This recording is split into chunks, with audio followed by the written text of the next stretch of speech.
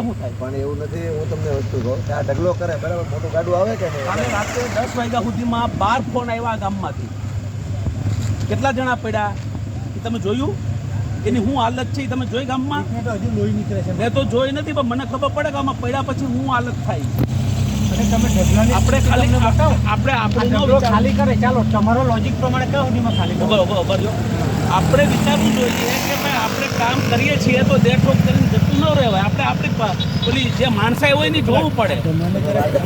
કામ હાલે જ છે બરાબર. અહીંયા પણ થોડો ઘણો ઢગલો સાઈડમાં જ કરી દે ને. આવ આમ અહીંયા બધું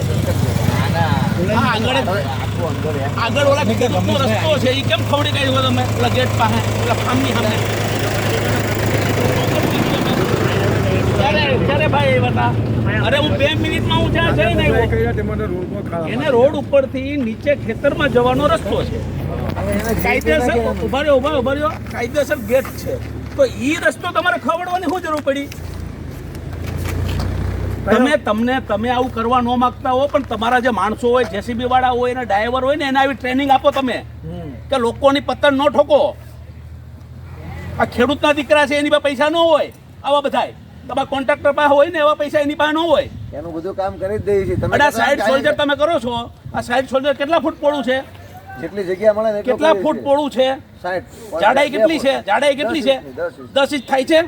નો થતું હોય અમુક જગ્યાએ. 10 સેન્ટીમીટર, 10 ઇંચ નહીં, 10 સેન્ટીમીટર 4 ઇંચ આવે. 4 ઇંચ કોઈ જગ્યાએ થાય છે? અમુક જગ્યાએ નો થાય. અમુક જગ્યાએ ન થાય. તો તમે એમ કહો છો કે પહોળાઈ મળતી નથી, તો થિકનેસ તો થવી જોઈએ ને. થિકનેસ અમુક જગ્યાએ વધી જાય. તો આગળ આપણે કેલા સ્કૂલમાં પહોળાઈ કહેવાય એને. હું આ થિકનેસ થિકનેસ આને કહેવાય. એમાં છે ને 15 થિકનેસ તમે માટી નાખીને ખાલી છાંટો છો ઉપર.